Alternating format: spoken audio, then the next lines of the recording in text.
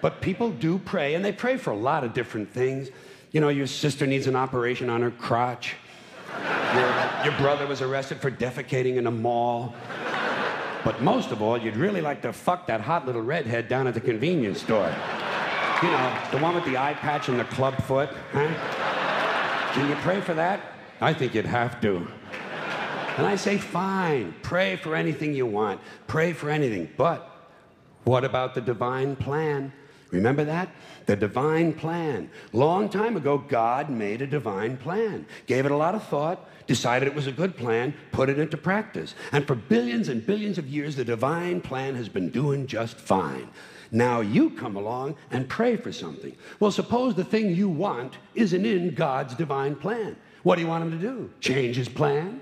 Just for you? Doesn't it seem a little arrogant? It's a divine plan. What's the use of being God if every rundown schmuck with a $2 prayer book can come along and fuck up your plan? And here's something else, another problem you might have. Suppose your prayers aren't answered.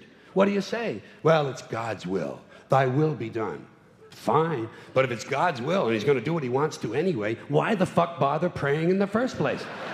Seems like a big waste of time to me. Couldn't you just skip the praying part and go right to his will? It's all very confusing. So to get around a lot of this, I decided to worship the sun. But as I said, I don't pray to the sun. You know who I pray to? Joe Pesci. Joe Pesci. Joe Pesci. Two reasons. First of all, I think he's a good actor, okay? To me, that counts. Second, he looks like a guy who can get things done. Joe Pesci doesn't fuck around. Doesn't fuck around. In fact, Joe Pesci came through on a couple of things that God was having trouble with. For years, I asked God to do something about my noisy neighbor with the barking dog. Joe Pesci straightened that cocksucker out with one visit. It's amazing what you can accomplish with a simple baseball bat. So I've been praying to Joe for about a year now. And I noticed something. I noticed that all the prayers I used to offer to God and all the prayers I now offer to Joe Pesci are being answered at about the same 50% rate. Half the time I get what I want, half the time I don't. Same as God, 50-50. Same as the four-leaf clover and the horseshoe, the wishing well and the rabbit's foot. Same as the mojo man. Same as the voodoo lady who tells you your fortune by squeezing the goat's testicles. It's all the same, 50-50. So just pick your superstition, sit back, make a wish, and enjoy yourself. And for those of you who look to the Bible for moral lessons and literary qualities, I might suggest a couple of other stories for you. You might want to look at The Three Little Pigs. That's a good one. Has a nice, happy ending. I'm sure you'll like that. Then there's Little Red Riding Hood, although it does have that X-rated part where the big bad wolf actually eats the grandmother, which I didn't care for, by the way. And finally, I've often always drawn a great deal of moral comfort from Humpty Dumpty.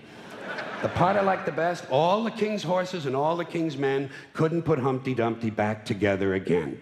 That's because there is no Humpty Dumpty and there is no God. None, not one, no God, never was. In fact, I'm gonna put it this way. If there is a God, may he strike this audience dead.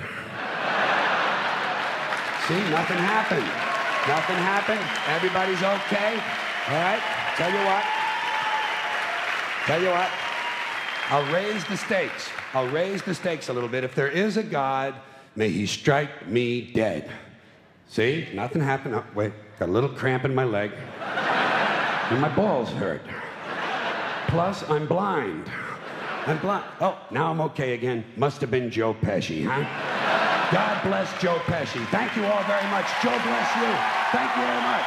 I appreciate it.